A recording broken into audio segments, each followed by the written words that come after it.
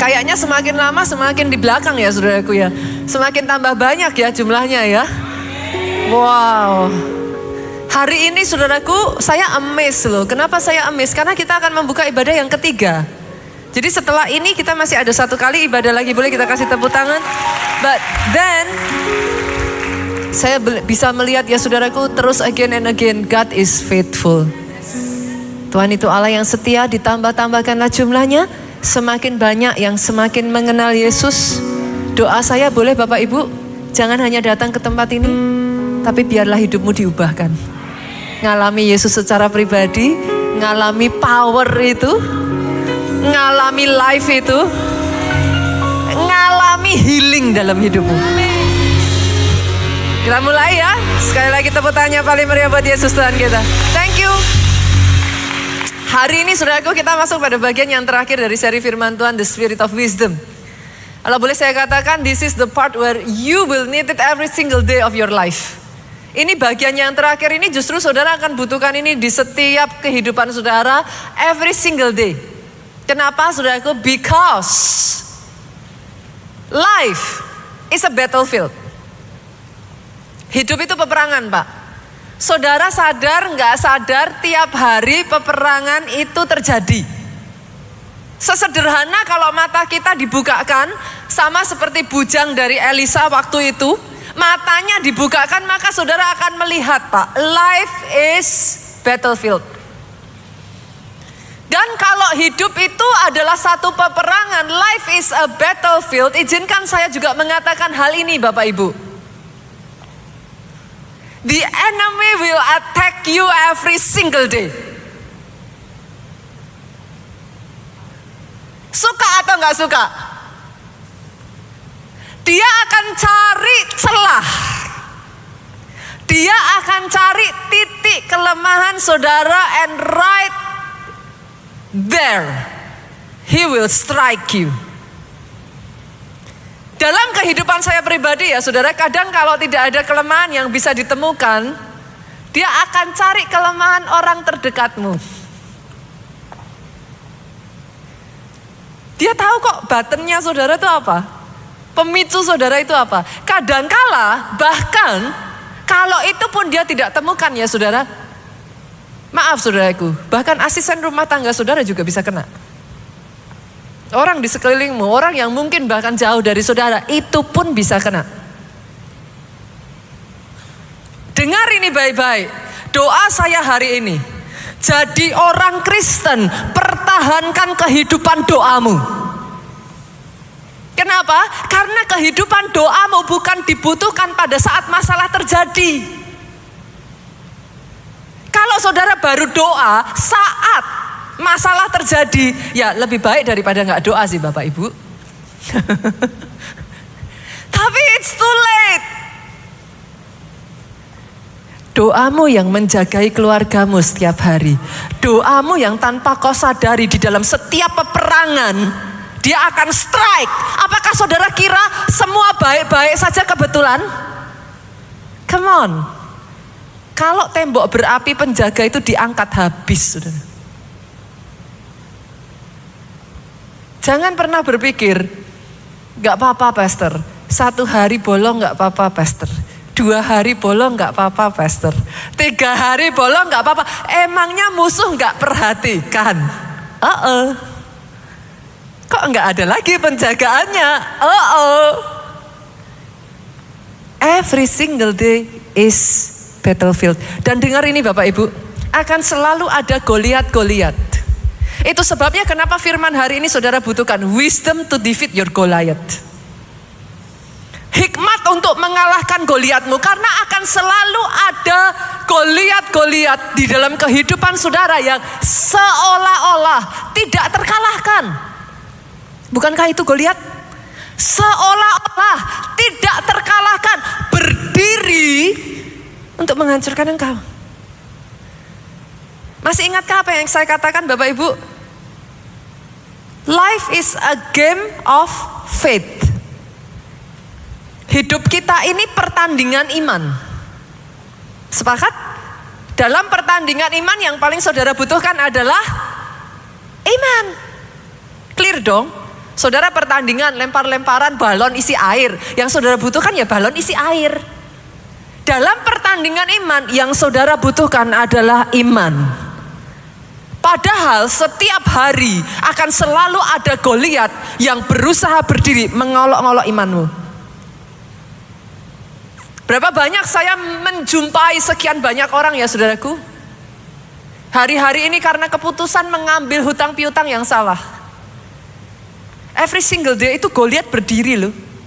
Dan mengolok-ngolok di depan loh saudara. Saudara seperti kayak seolah-olah tidak berdaya, tidak bisa melakukan apa-apa. Berapa banyak orang-orang yang saya tahu ya saudaraku. Di masa-masa kemarin pandemi ya saudara.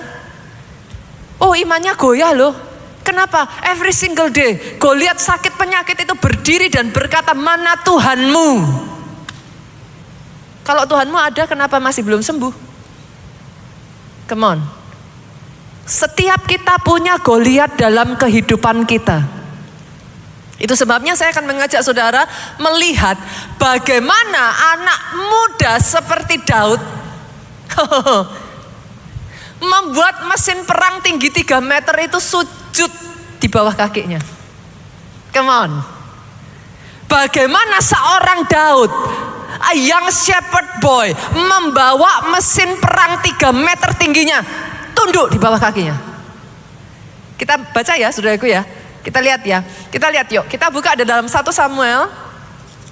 Pasalnya yang ke-17. Ayatnya yang ke-4 sampai ayatnya yang ke-7. Saya akan ajak saudara baca dari terjemahan bahasa Indonesia masa kini. Nanti saudara mengerti why. Karena bahasanya beda saudara. Terjemahan bahasa Indonesia masa kini ini memudahkan saudara memahami. Ayat ini ngomong gini. Maka seorang jago berkelahi yang bernama Goliat. Terjemahannya lebih enak ya. Jago berkelahi. Kalau saya boleh ngomong, saya tidak akan menyebut Goliat itu sebagai jago berkelahi. Dia mesin perang saudara. Dia berasal dari kota Gad, keluar dari perkemahan Filistin untuk menantang orang Israel. Tingginya kira-kira 3 meter. Ada di sini yang tingginya 2 meter? Kalau ada boleh angkat tangan. I don't think so. Oke. Untuk membantu saudara memahami kenapa terjemahan Indonesia masa kini. Karena kalau di terjemahan aslinya nggak akan disebut 3 meter. Ada ukuran yang tidak saudara mengerti. Terjemahan ini memampukan kita, memudahkan kita membayangkan, oh 3 meter. Kayak apa kira-kira 3 meter? Boleh dimunculkan multimedia? Silakan. Nah, saudaraku. Ini gambarannya, ini pun bahkan not even 3 meter, saudara. 2, sekian-sekian. Kalau saudara melihat seberapa banyak, karena saya sering ke Afrika ya saudaraku, orang Afrika tuh gede-gede. Ini yang baju warna merah ini jangan saudara pikir kecil loh saudara. Rata-rata pria di sini tingginya akan seperti yang baju warna hitam. Pria ya, bukan wanita ya. Kita sedikit lebih pendek lah saudaraku dari pria. Ada sebagian dari saudara lebih tinggi, tapi rata-rata pria di sini tuh tingginya akan seperti yang baju hitam. Baju merah ini sudah lebih tinggi. Baju hitam itu hanya sekitar seleher, saudaraku, betul ya? Oke ya. 3 meter itu baju biru, saudara. Dengan kata lain, saudara kalau ngelihat Goliat, itu ngelihatnya tuh bukan gini, saudara. Ngelihatnya gini. Kita lanjutkan ya. Kita lanjutkan untuk jadi gambaran. Yuk, ayatnya dibuka lagi. Tingginya kira-kira 3 meter. Ayat yang kelima, ia memakai topi tembaga dan baju perang tembaga yang beratnya kira-kira 57 kilogram. Ibu-ibu ada di sini yang beratnya 57 kilogram, nggak usah ngaku. Gini aja deh, yang beratnya kurang dari 57 kilogram angkat tangan. Nah ini lebih seneng kan saudaraku kalau saya lebih langsing gitu kan. Kalau dibilang 57 kilogram kan aduh pastor gitu kan. Nah kebayang nggak saudaraku 57 kilogram itu cuman bajunya. Artinya saudara yang beratnya di bawah itu semudah ngelemparin baju dia akan pegang saudara. Make sense saudaraku? Make sense dong saudara kalau pakai baju apa gitu kan gak mungkin saudara. Saudara pakai baju ya pakai baju aja kan. Bajunya 57 kilo. In case ada saudara yang di bawah 50 kilo. Semudah itu saudaraku. Saya lanjutkan. Ayat ini berkata kakinya dilindungi oleh penutup kaki dari tembaga. Coba lihat dong sepatu saudara. Ibu-ibu yang pakai high heel, udah berat gak kalau jalan? Sepatunya dari tembaga Bapak Ibu. Jadi bukan high heel saja, dia dari tembaga dan tidak disebut berapa beratnya saudara di sana. Di bahunya ia memanggul lembing tembaga. Once again, tembaga lagi saudara. Gagang tombaknya sebesar kayu pada alat tenun. Multimedia nanti ibadah berikut boleh dicariin gak gambar ke alat tenun saudara. Supaya Bapak Ibu nanti bisa mengerti. Alat tenun tuh gede saudara. Jangan kebayang gagangnya seperti sapu ya Bapak Ibu. Tidak seperti sapu. Gede. Dan di sini dikatakan bukan gagangnya ya saudaraku, tapi mata tombaknya itu ujungnya saja.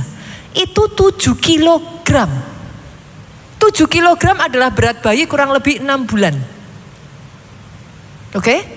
Itu cuman ujungnya. Seorang prajurit berjalan di depannya dengan membawa perisainya. Goliat ini adalah gambaran segala sesuatu yang bisa digambarkan sebagai sesuatu yang mengerikan buat saudara. Saul itu bukan pendek loh Bapak Ibu. Alkitab mencatat kebanyakan orang Israel itu tingginya sebahunya Saul. Kalau sekarang mungkin ya Saul mungkin gak nyampe 2 meter lah ya, tapi plus minus saudaraku. Deket lah ke arah 1,8, 1,9 maybe. Kebayang gak saudaraku? Saul dan seluruh pasukan yang sudah terlatih itu mereka ketakutan. Pertanyaan saya kepada saudara, apa yang membedakan Daud?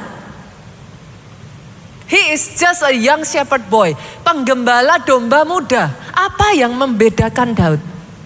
Nanti saudara baca ayatnya, dengerin nih saudaraku. Ketika demi didengar Daud, Goliat itu memaki-maki, mengolok-olok, menghina Allahnya. Lihat ini saudaraku. Roh Daud itu bangkit. Come on. Oh, itu sebabnya anak Tuhan harus berdoa setiap hari. Roh Daud itu bangkit.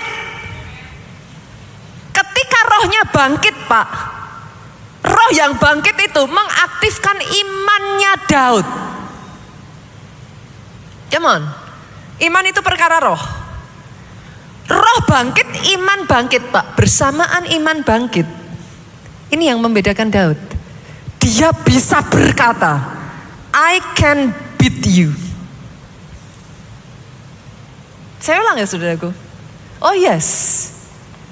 Saul dengan tentara yang lain mereka terpaku. They cannot do anything. Tapi Daud berkata, I can beat you.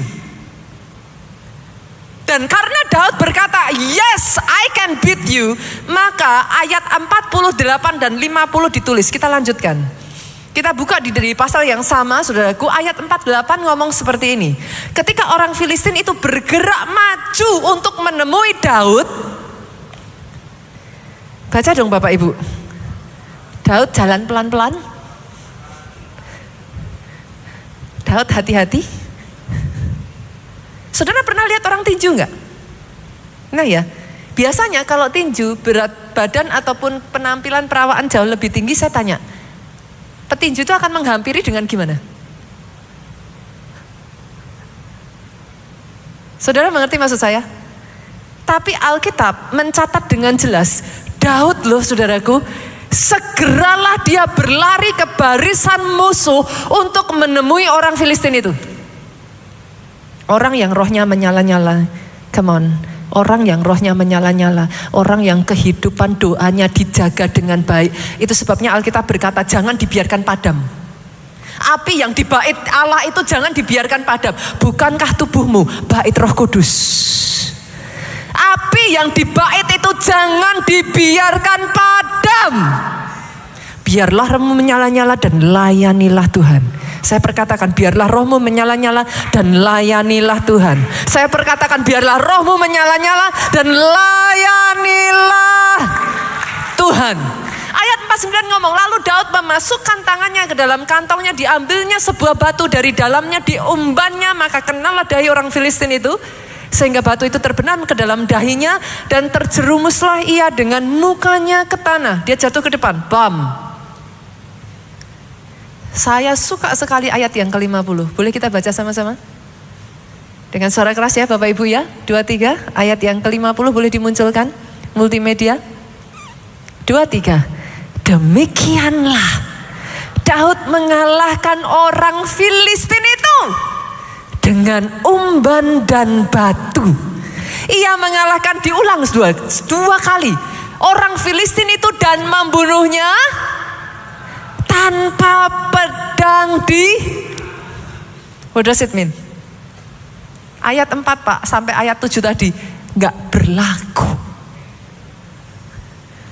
Mau Goliat 3 meter kayak mau bajunya 57 kilo.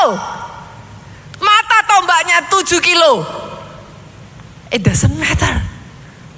Ayat 50 ini berkata, Daud mengalahkan orang Filistin itu dengan umban dan batu. Hari ini saya berdiri di depan saudara dan saya katakan ini kepada saudara. Yes, Goliatmu bisa dikalahkan. Saya nggak dengar tepuk tangan yang paling meriah dari tempat ini. Yes, Goliatmu bisa dikalahkan. Pernah kebayang nggak saudara? Let's say ya, Goliat hidup untuk mendengar sejarah diceritakan tentang dirinya. Itu malunya kayak apa saudara? Kenapa ayat ini mencatat tidak dengan pedang? Malu nggak sih saudara, mesin perang tinggi 3 meter, berat, bajunya aja 57 km, kalah hanya batu kali. Coba bayangin kalau saudara jadi Goliat, terus sejarah menyanyikan lagu tentang saudara. Saudara tidak dikalahkan bahkan dengan pedang, tapi batu kali. What a shame. Pastor, what's your point? Dengar ini saudaraku.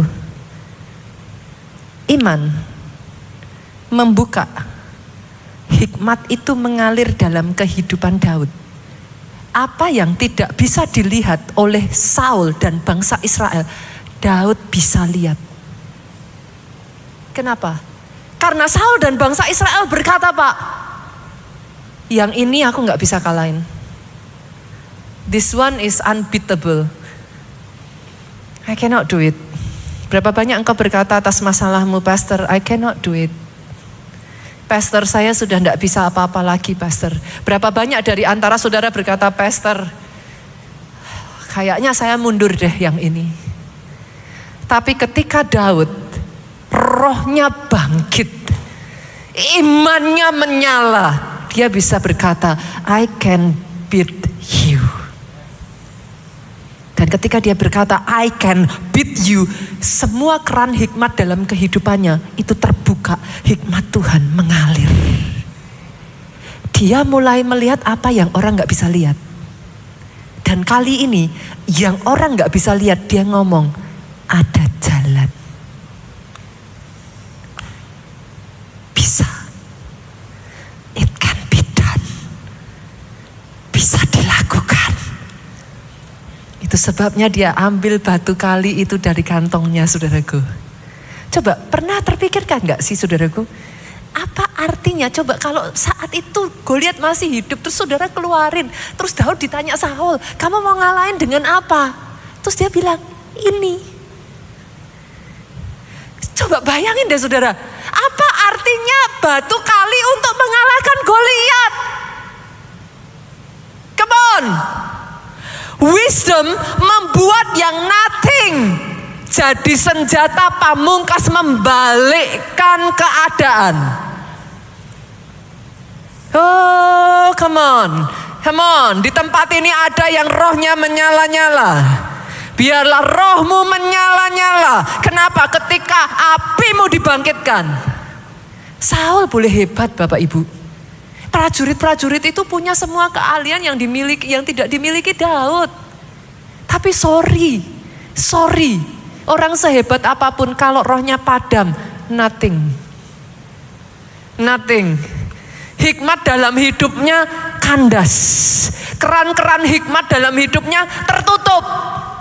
You cannot see. Hari ini saya berdoa ya saudaraku, sejak dari hari ini. Wisdom to defeat Goliath. Kalau setiap hari dalam hidupmu adalah battlefield. Sadar nggak sadar saudara, coba perhatikan aja. Pastor, kalau memang tiap hari battlefield, kenapa saya nggak kerasa? Ada momen-momen kau dijagai saudaraku, tapi di titik engkau lengah, kerasa nggak tiba-tiba kayak di strike di saat saudara paling nggak siap. Kenapa? Tiba-tiba saudara kayak nggak punya kekuatan aja untuk ngalahin. Kenapa? Powernya kurang. Api di atas mezbah itu harus dijaga. Jangan sampai padam.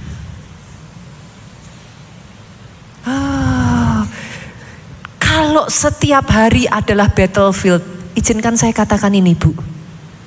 Ada hikmat untuk setiap peperangan yang engkau alami. The wisdom to defeat Goliath, doa saya itu mengalir, mengalir, mengalir, mengalir, mengalir atas pribadi, lepas pribadi, lepas pribadi, lepas pribadi, jadi atas hidup saudara. Pertanyaannya sekarang saudaraku, Pastor, gimana cara saya bisa mengembangkan hikmat seperti Daud ini? Karena ternyata ya saudaraku, bukan besar kecilnya. Bapak Ibu, sorry, bukan muda atau tua, umur bukan umur. Terus saya gimana Pastor? Cara saya bisa mengembangkan supaya saya punya wisdom to defeat my Goliath. Yang pertama, saya akan bagikan 4 Bapak Ibu, catat ya. Yang pertama, pegang kata-kata ini. Tidak ada rotan, akar pun jadi. Pastor, maksudnya gimana? Yes, I can. Mental, yes, I can. Daud nggak nunggu ada pedang dulu, Pak. Daud nggak tunggu ada tombak dulu. Berapa banyak Tuhan mau pakai hidup saudara ya? Saudara ngomong gini, Pastor, tapi saya nggak siap. Ibaratnya kalau jadi Daud, saudara maju terus saudara ngomong, Saul, saya dilatih dulu ya. Saya dilatih perang dulu. Saya nggak tahu, Daud bahkan tidak tahu cara menggunakan pedang saudaraku. Kenapa batu kali, kenapa umban, itulah yang dia pakai sehari-hari. He is good at it. Dia nggak tahu, dia nggak punya pedang. Unlike his brother, dia nggak punya tombak. Yang terus kenapa itu sudah ada di kantongnya. Bolehkah saya katakan ini? Tuhan mau pakai apa yang ada di tanganmu. You don't have to be good at everything. Saudara tidak perlu berkata, Pastor, kenapa saya nggak jadi seperti si A? Saya bukan si B, saya bukan si C. Yes, karena misi setiap saudara beda-beda. What you need is in your hand. Tuhan setiap panggil seseorang nggak cari yang dia nggak punya loh saudara. Musa datang dipanggil Tuhan, Musa ngomongnya apa? Tuhan, aku nggak pinter ngomong, aku gagap. Tuhan, aku begini, aku begitu. Tuhan tuh pertanyaannya simpel kok, kamu punya apa? Coba, Musa jawabnya apa? Aku nggak punya apa-apa. Berapa banyak orang-orang di tempat ini ketika Tuhan tanya dalam hidupmu, aku nggak punya apa-apa, aku bukan siapa-siapa, aku kan cuma orang kecil. Ayo, Tuhan gak butuh itu. Tuhan cuma tanya, apa yang ada di tanganmu? Musa jawab, aku gak punya apa-apa Tuhan. Tapi Tuhan ngomong, ada tongkat tuh. Masa tongkat? Oh sorry to say, tongkat yang bukan apa-apa ini ya saudaraku, dipakai Tuhan membelah laut merah. In case ada di tempat ini saudara yang berkata kepada saya, Pastor, Siapa saya? Pastor, saya nggak punya modal yang cukup. Pastor, persaingan bisnis sudah semakin susah. Saya nggak punya koneksi. Come on. Apa yang ada di tanganmu? Kata Tuhan hari ini kepada pribadi, lepas pribadi di tempat ini. Masih ingat janda? Elia tanya apa sama dia? Apa yang ada di tanganmu? Dia bilang apa? Gak ada. Saya gak punya apa-apa kecuali sedikit tepung dan sedikit. Ada di sini yang sukanya ngomong gitu sama Tuhan? Sedikit. Aku tuh sedikit. Aku dibandingin yang itu sedikit. Tuhan gak butuh saudara ngomong itu. Hari ini dia bertanya kepada saudara, what is in your hand? Apa di tanganmu? Karena bahkan minyak yang tinggal sedikit itu never run dry. Tidak pernah habis. Minyak yang sedikit, Pak, bukan apa-apa itu. Dipakai Tuhan membalik keadaan janda miskin ini. Dia bukan hanya keluar dari hutang piutang suaminya, dia keluar berkelimpahan. Oh, come on.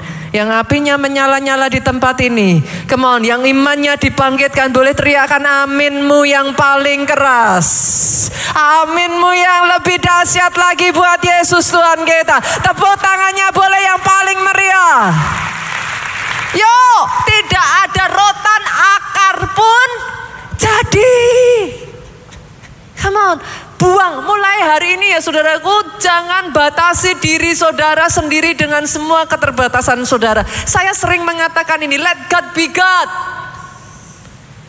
If you believe He is God, let Him be one. Belajar, tidak ada rotan, akar pun jadi. Mulai hari ini boleh yuk Bapak Ibu yuk. Saya tuh belajar dalam hal ini kepada Pak Obajaya saudaraku. Bahkan di momen dimana dia itu seorang pengusaha yang gak punya apa-apa. Dia cuma punya uang 10 juta. Dibelikan mesin saat itu ya saudaraku, 10 juta itu besar. Tahun berapa? Tapi mesinnya tuh gak ada apa-apa. Compare dengan kompetitornya yang mesinnya 300 juta. Tapi selama saudara sudah ngomong dalam diri saudara, yang ini gak bisa dikalahkan. Itu keran-keran hikmat itu berhenti loh saudara. Ya sudah saudara freeze aja kayak bangsa Israel, kayak Saul. Keran-kerannya itu tertutup. Hanya ketika saudara bisa berkata, I can beat you. Itu keran itu nyala saudara. Air hikmat itu ngalir. Tiba-tiba saudara bisa ngelihat, Pastor Obaja punya 10 juta. Dia ikut expo Pak. Expo yang jual mesinnya 300 juta. Teknisi-teknisinya kan gak tahu saudara punya uang berapa. Tanya-tanya aja dengan pede. Banyak orang mau tanya aja takut loh. Ngeper loh. Udah tanya, nanti kalau gak jadi beli, ya gak apa-apa. Saya tuh menemukan dalam kehidupan suami saya Pak Jo ya saudaraku. Sering kali ya Tuhan menunjukkan kepada saya. Tahukah saudara bagaimana Tuhan memberikan tempat-tempat yang permai, bagaimana Tuhan memberkati gereja kita dengan begitu rupa ya saudaraku. Di kota Solo Project yang akan berjalan. Tahukah saudara apa yang dilakukan? Pak Jo itu paling sering ini, tahu nih koordinator saudara. Jalan-jalan, puter-puter Pak. Lihat tanah. Saya istrinya aja ngomong gini, memangnya mau beli. Lah memangnya kenapa kalau enggak? Saya tuh dijawab kayak gitu terus saudaraku. Setiap kali saya bilang, sungkan kalau gak beli. Segala yang diinjak kakiku. Jawabannya gitu saudaraku. Tuhan berikan, kata dia. Satu kali dia pergi ke satu expo saudaraku, pulang-pulang bawa brosur rumah. Saya bilang, emangnya mau beli? Loh, dimulai dari brosurnya dulu. Loh, banyak di antara saudara nggak berani tuh ngambil brosurnya, nggak berani tuh lihat rumahnya, nggak berani tuh nginjak tanahnya. Halo, come on.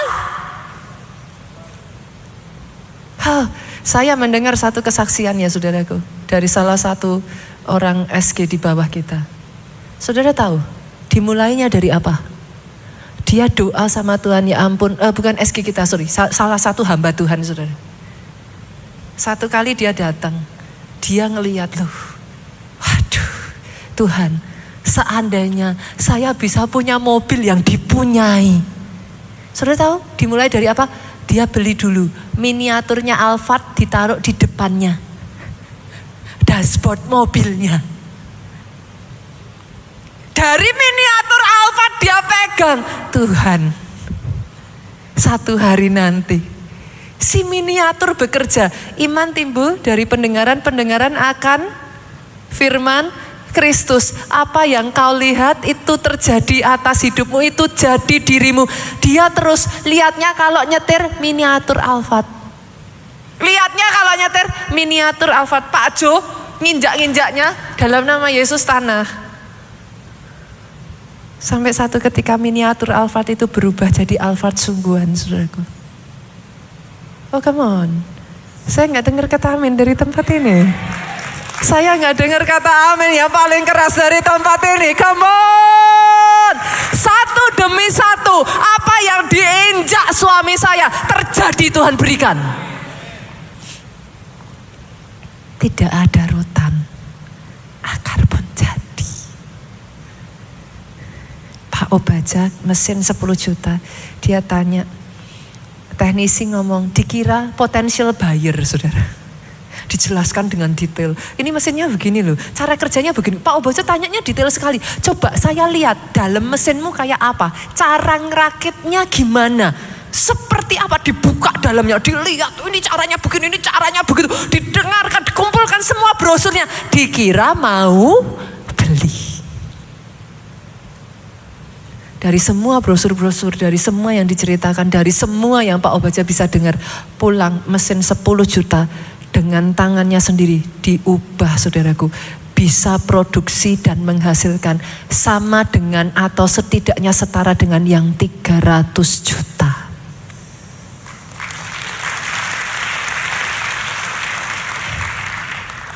Tidak ada rotan, akar pun jadi.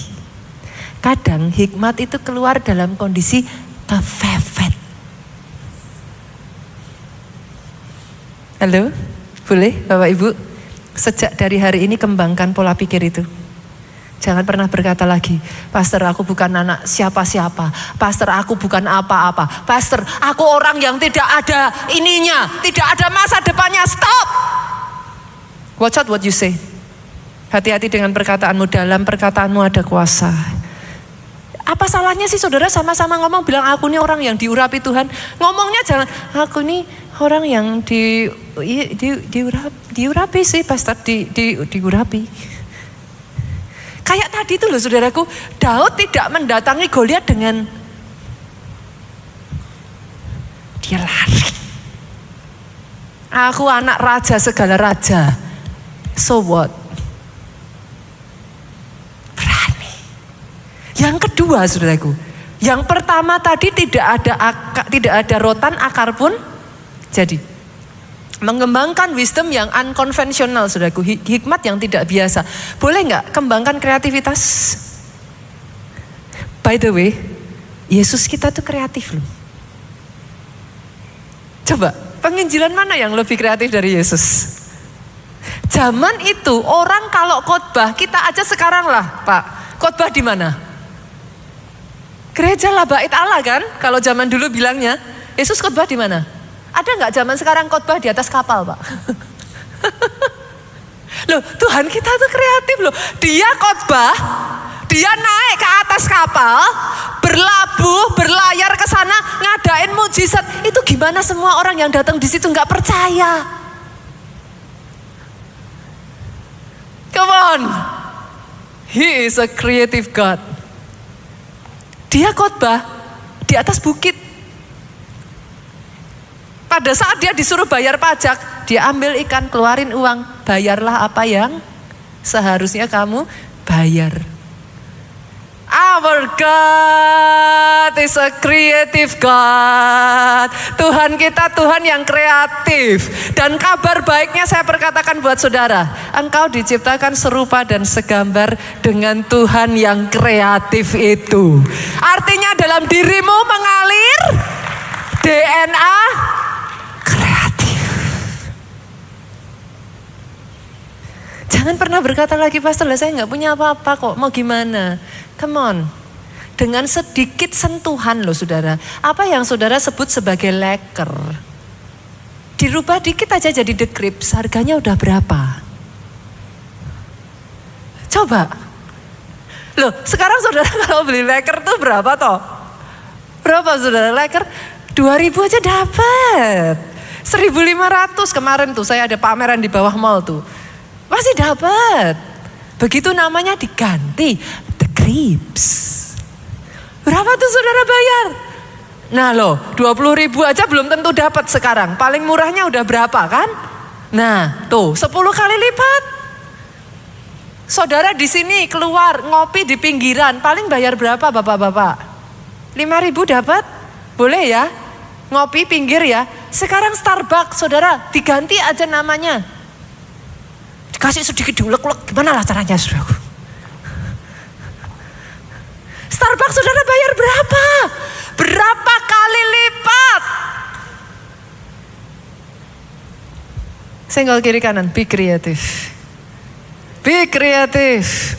Einstein itu ngomong ya, jangan mimpi. Saudara melakukan hal yang sama terus berharap hasil yang beda. Itu mimpi. Malah itu mujizat. Yang namanya kreatif, melakukan hal yang sama dengan cara yang berbeda. Come on. Saya dulu ya saudaraku, hal kecil lah. Kasih budget, waktu udah bertahun-tahun lalu, udah lama lah saudaraku. Dikasih budget, disuruh mengadakan Natal anak. Ditambahin, Natalnya yang spektakuler. Oke dong, kita kan pegang divisi anak. Oke, jalan. Oke, jalan. Dikasih budget berapa? Ini zaman mungkin ada kali ya, sudah 15, lebih mungkin 15 tahun yang lalu. Saya dikasih budget 500.000 saudaraku. Saya tanya saudara, mau diapain itu saudara? Natal anak spektakuler. Saya dikasih budget 500.000. Datang dong saya sama gembala sidang saudara. Which is happen to be my husband kan gitu saudaraku. Sama suami sendiri, saya komplain. Ini dikasih budget segini, Natal spektakuler, mau bikin apa? Saya bilang. Saudara tahu suami saya dengan santainya jawab saya apa saudara? Pakai lutut. Saya disuruh doa saudara. Saya antara ini saudaraku, saya nego-nego tipis lah saudaraku, akhirnya dinaikin. Oke lah, dikasih 1.500.000. Saya tanya, kalau itu saudara apa yang akan saudara lakukan? Saudara bilang nggak bisa? Saudara bilang omong kosong, saudara bilang saudara marah-marah, saudara berpikir negatif terhadap leader, saudara tidak melakukan apa-apa, saudara komplain, saudara do nothing, what will you do? Saya disuruh doa ya 1.500.000 tak bawa ke dalam doa saudara. Tuhan dikasih 1.500.000, terima kasih. Sama seperti 5 roti 2 ikan saya bawa di hadapan Tuhan saya. Beri aku hikmat-Mu Tuhan. Beri aku Tuhan. Oh, hikmat untuk bisa mengerjakan. Anointing to get it done. That is the first you need to know. Saudara tahu apa yang saya lakukan dengan uang itu? Saya sulap satu gereja saudaraku, saya jadikan jungle. Saya berpikir ini Natal mau buat apa ya, biar anak-anak tertarik apa ya, dananya budgetnya kurang. Saya bikin jungle, saudara tahu kenapa? Lah budgetnya terbatas, saya kumpulin daun-daun di luar sungguhan saudara. Loh saya beneran, ranting-ranting apa yang sudah dibuang saya kumpulkan. Bukankah hikmat kadang datang saat kepepet? Tapi dengar ini saudara, kreatif.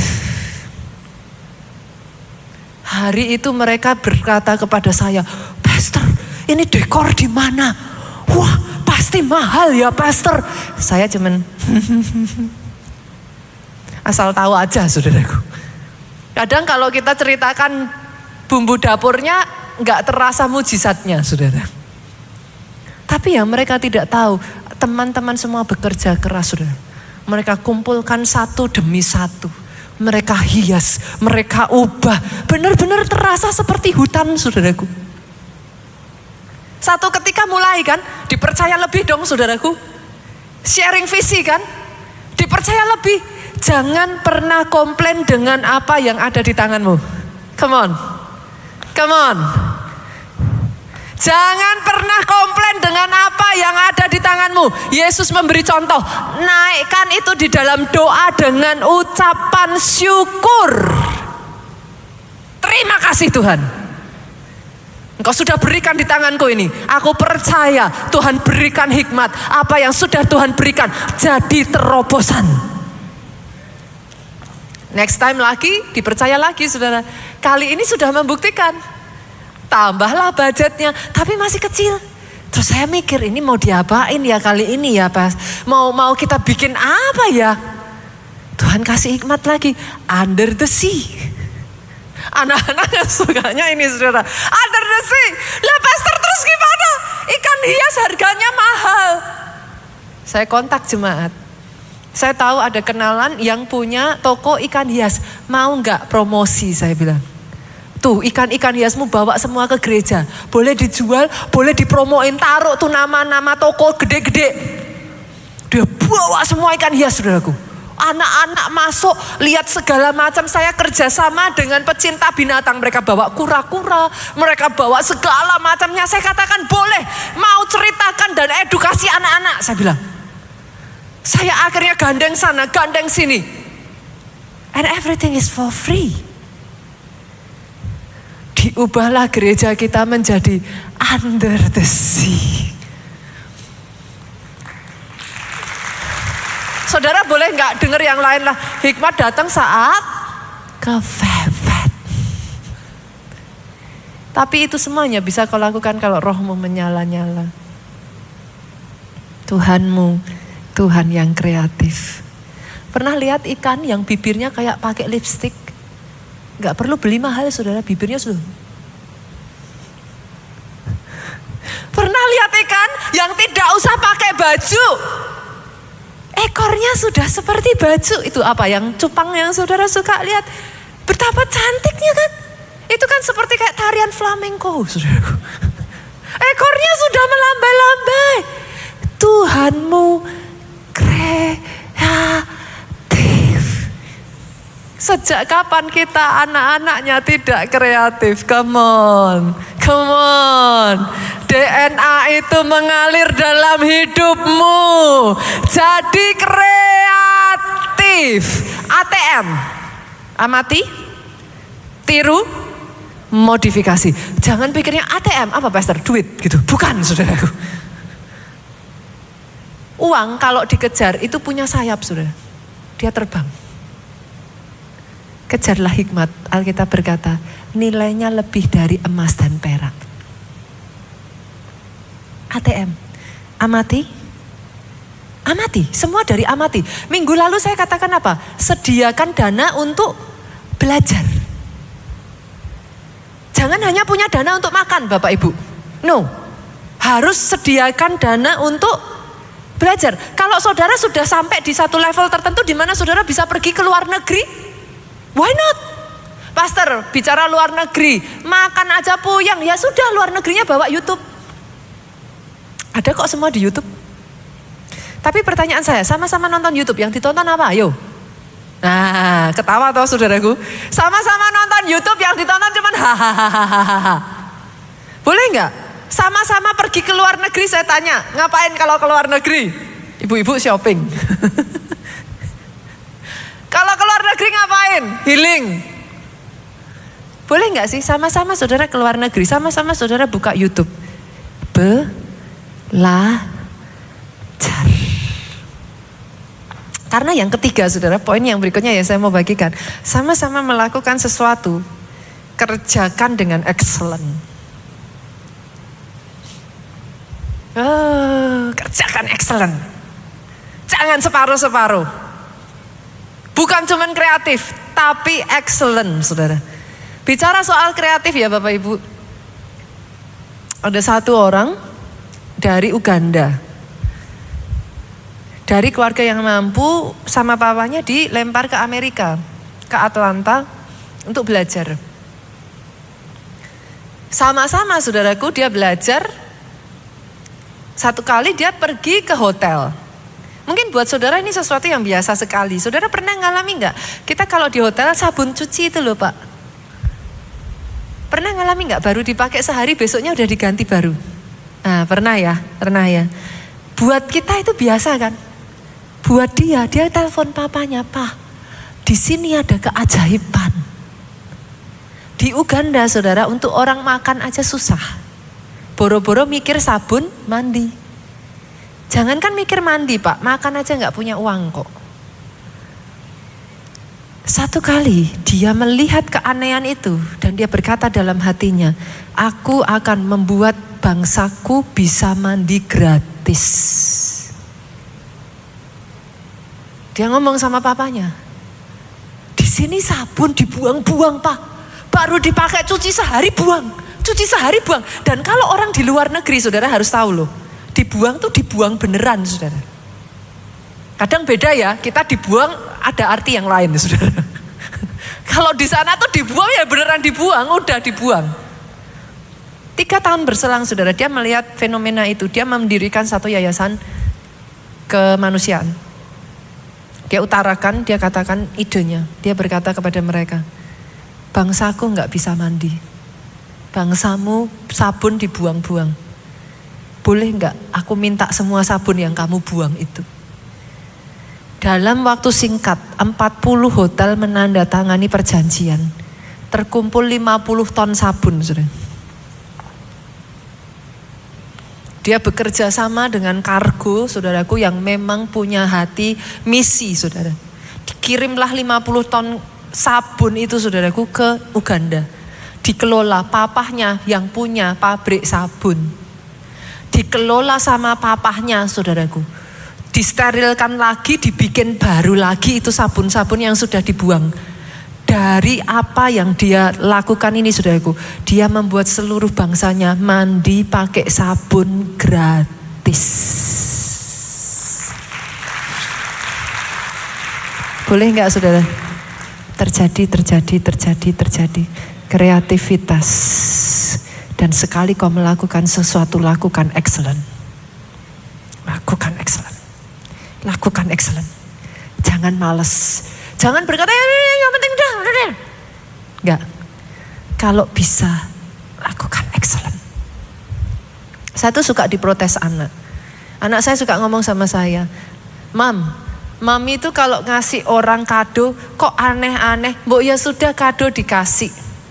Kok sukanya dibungkus, di ini, di itu, diapain. Kalau nggak ada waktu ya nggak ini saudaraku. Tapi tuh, apa ya, kalau kasih kado, saya tuh suka yang emang orang aja lihat wajahnya aja tuh udah kayak keterima gitu saudara. Jadi anak saya suka protesin saya, Mami tuh aneh, kenapa toh nanti juga itu dibuang. Saya bilang betul, kadonya dibuang. Tapi kan hatinya udah seneng duluan. Dan senengnya lihat tuh kado gak akan dibuang. Come on. Saya khotbah hari Minggu Bapak Ibu semua di sini para pelayan Tuhan ya, jemaat Tuhan ya. Saya nggak asal loh saudara.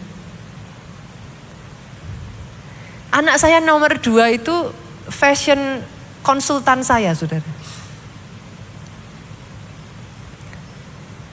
Sehari 2 hari sebelum saya khotbah, saya persiapkan loh saudaraku. Saya tidak ketemu saudara tanpa persiapan. Dan saya punya prinsip ya saudara. Wajah cantik itu yang ngasih Tuhan. What can you do? Ya bisa dioperasi plastikan saudaraku. And which is okay. Tapi bolehkah saya katakan ini? Ada yang tidak bisa dibeli. Dan saudara tidak diberikan karakter hati, roh. Itu saudara harus kerja keras menempanya. Boleh gak sih datang ke tempat ini jangan asalan cari Tuhan? Ketemu Tuhan yang excellent dong. Excellent bukan hanya penampilan. Duh, saya persiapan loh saudara, serius. Anak saya tuh yang nomor 2 sampai kalau sudah knock, saya ketuk pintunya dia udah, what katanya. Dia udah tahu. Nanti saya akan masuk, ting, Gaby. Saya bilang, which one? This one or this one? This one or this one? This one or this one? Nanti belum ininya, belum apanya, belum ininya, belum yang ini. Dia sampai, katanya. Mami ngapain sih? Sama-sama lakukan sesuatu, saudaraku. Saya ingin memberikan contoh ini bukan dalam artian saudara harus sampai gimana, enggak ya saudara. Dengar ini, you are who you are. Spotlight itu bukan merubah hidup saudara. Spotlight itu hanya menampilkan dan menonjolkan siapa the truly who you are. Lakukan itu di tempat, anak saya pernah tanya saya, why do you do that? Saya selalu katakan, saya tidak melakukan itu untuk siapapun. Saya melakukan because of who I am. Saudara kerja bagus, jangan hanya karena dilihat bos. Tampil bagus bukan karena bos lihat. Bukan asal bos senang. No, that is who you are. Pada saat Tuhan taruh spotlight itu hanya akan menonjolkan who you are. It doesn't change you. That is just you. But this time He give you platform. Doa saya dari tempat ini ada pribadi-pribadi yang excellent. Hidupmu excellent. Sama-sama seorang dokter kau kerjakan tugasmu dengan excellent. Sama-sama seorang profesional muda kau kerjakan apa yang dipercayakan dengan excellent. Sama-sama seorang bisnismen kerjakan bisnismu dengan excellent. Bukan hanya cari keuntungan, no. Tapi jawab kebutuhan konsumenmu, saudaraku. Apa yang mereka butuhkan, saudara jadi jawaban buat mereka. Apa yang mereka minta 1 kau berikan 2. Come on, be excellent. Yang terakhir saudara, ini justru yang paling penting. Saya boleh minta pemain musik maju ke depan? Ini yang paling penting saudaraku. Di atas segalanya dan semuanya, bolehkah saya katakan ini? Punyai hubungan yang dekat sehingga cepat engkau bisa dengar instruksinya Tuhan. Kalau ada satu kesaksian saya pakai tempat ini saja boleh Bapak Ibu. Tempat ini jatuh dari langit saudara. Pastor, yang benar aja. Apanya yang jatuh dari langit? Yes. Kami gak pernah berpikir untuk masuk ke daerah ini saudaraku. Kalau ada daerah lain mungkin certainly not this place. Tapi tahukah saudara, ada banyak yang tidak pernah kami pikirkan Tuhan berikan kepada orang yang dikasihinya. And that is real Pak. Boleh saya tambahin lagi yang bikin jengkel? Pada waktu tidur.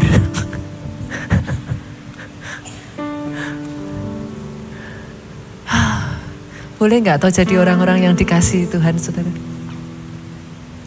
Instead of saudara terus meminta, mencari apa Tuhan, berkati aku lebih Tuhan.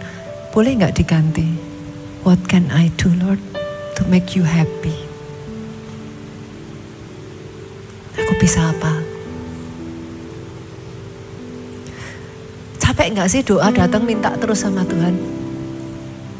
Sekali-kali dong.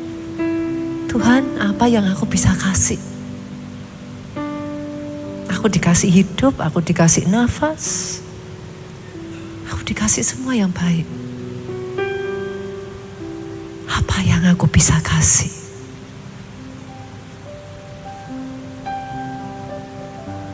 Kepada orang yang dikasihinya. Come on. Saudara berkata, Pastor, tapi aku punya masalah. Pastor, keadaanku seperti sekarang ini. Bukankah dia berkata, miracle worker, promise keeper, light in the darkness, my God, that is who you are. Saudara takut apa? itu dia. Waymaker, miracle worker, promise keeper, light in the darkness.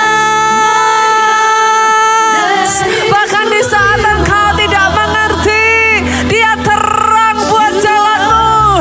Waymaker, miracle worker, promise keeper, light in the darkness. Awan jemaat Tuhan. Dengan segenap hatimu bangkit berdiri dan pujikan pujian ini, katakan Waymaker, miracle worker, promise keeper, light in the darkness. My God, that is who you are. That is who you are.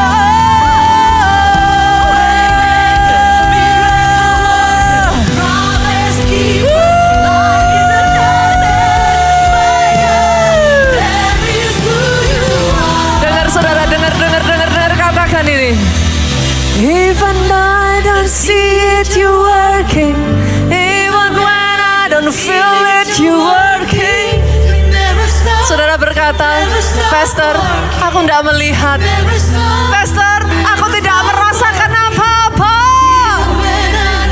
Oh, biarlah rohmu menyala-nyala, bangkit. Engkau mulai melihat apa yang tidak terlihat. Dia tidak pernah tertidur, tidak pernah terlelap.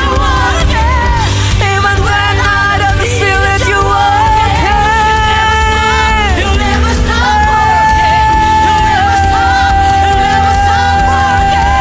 Even when I don't see it, you working. Even when I don't see it, you working. You never stop working. You never stop working.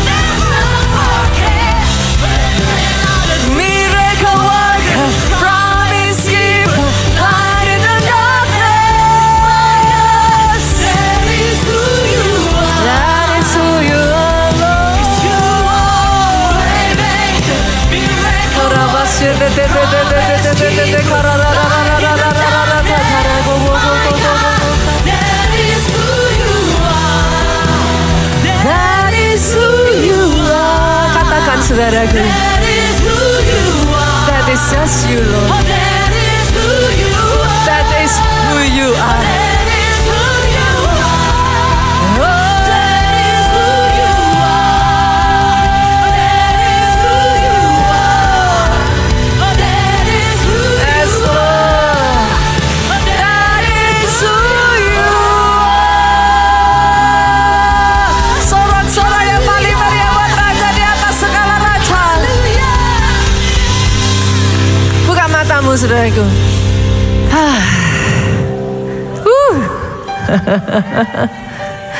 Even when you don't see it, He's working. Dia bekerja, saudaraku. Boleh nggak saya ajak saudara? Karena kadangkala yang terjadi roh kita itu nggak cukup menyala. Apinya padam. Jadi saudara nggak punya kekuatan lagi. Imannya loyo. Jadi saudara kayak melihat semua gelap. Sama seperti Saul dan musuhnya. Itu sebabnya, dan pasukannya saudaraku. Itu sebabnya boleh nggak saya ajak keluarga Allah puasa lagi yuk. Coba senggol kiri kanan. Saudara paham dong ada di gereja apa? Kita puasa 10 hari. Coba senggol kiri kanan. Buat keluarga Allah 10 hari kecil. Kecil tuh udah biasa kan? 50 hari udah pernah. 100 hari hajar. Kan banyak loh di sini yang saya dengar puasa. Bahkan kemarin saya dengar kesaksian 7 bulan dia puasa. Ada lagi yang kesaksian 1 tahun puasa. Oh, sebagai akibatnya Tuhan kerjakan dahsyat karya Tuhan. 10 hari. Kita akan mulai puasa besok hari Senin. Tanggal 28 September sampai kita akan selesaikan tanggal 6. Setelah itu tanggal 9 September gereja kita akan mengadakan anniversary ulang tahun gereja kita di Jakarta, saudaraku. Akan dilayani oleh hamba Tuhan bernama Pastor Star Driven. Ini hamba Tuhan berasal dari Amerika, saudara. Saya mengalami, saudara, pertemuan pertama saya Beliau ada di Afrika, beliau melayani di Nigeria, saudaraku, di gereja di tempat yang kami datang. Saat itu, saudaraku, mama dari suster saya itu sudah hampir nggak ada. Sedangkan suster saya telepon saya, Mom, dia panggil saya Mom, saya harus gimana? Saya menghargai tanggung jawabnya dia. Dokter sudah berkata mama saya tidak ada harapan. Tapi kan waktu itu saya ada di Nigeria, saudaraku. Dia mau tinggal anak saya, dia nggak bisa. Saya harus gimana? Dia telepon saya harus gimana?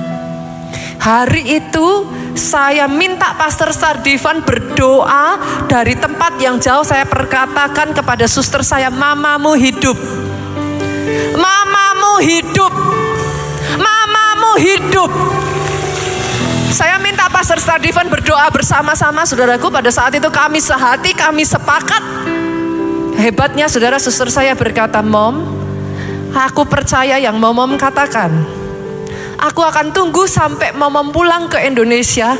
Dan aku tahu mamaku hidup. Sampai dari waktu saya pulang, saudaraku, mamanya disembuhkan total. Dia merawat mamanya. Mamanya tidak meninggal, hidup. Ada begitu banyak mujizat Tuhan kerjakan di dalam kehidupan orang ini. Saya berdoa ya saudaraku, gereja kita agak hati-hati saudara, jujur membawa hamba Tuhan. Saya berdoa ya saudaraku, apa yang Tuhan karunia, yang Tuhan kerjakan dalam hidupnya itu biarlah itu diimpartasikan atas gereja di Indonesia. Tanggal 9 September saudaraku. Let's make this place full house, amin. Undang sebanyak mungkin orang. Saudara tahu nggak? Ibadah yang pertama saat ini itu sudah sampai belakang full ininya. Ibadah yang pertama dimulai jauh lebih sedikit dari saudara. Sekarang saudara baru berapa lama di tempat ini? Ibadah kedua, Pak Budi? 3 bulan. Hampir belum ada 4 bulan, baru 3 bulan. And there you go. Tuhan akan tambahkan dan terus Tuhan tambahkan. Semakin banyak yang hidupnya diubahkan. Nama Tuhan dipermuliakan. Oke, mulai besok Minggu, besok Senin kita mulai puasa saudaraku. Buat saudara yang mau ikut UC di Solo, come on, ayo tanggal 12 sampai 14, belum terlambat. 300 orang dari Jakarta berangkat sama-sama. Saudara yang bisa, ayo ikut sama-sama karena pasti seru sekali. Setiap UC ada peremaan yang baru. Oh, Tuhan kerjakan sesuatu yang baru, saudaraku. Boleh angkat kedua tangan, saudara, diberkatilah saudara oleh Tuhan. Amin. Diberkati keluargamu oleh Tuhan. Amin. Come on, apa yang dipegang tanganmu dibuatnya berhasil. Amin. Tubuhmu sehat. Amin. Jiwamu baik. Kuat rohmu. Amin. Panjang umurmu. Amin. Untuk memberitakan semua perbuatan dahsyat yang daripada Tuhan. Pulang dari tempat ini bawa sukacita, damai sejahtera Allah Bapa, cinta kasih Yesus Kristus, persekutuan dengan Roh Kudusnya sekarang sampai selama-lamanya. Kau yang diurapi, kau yang diberkati. Katakan dengan suaramu yang paling keras.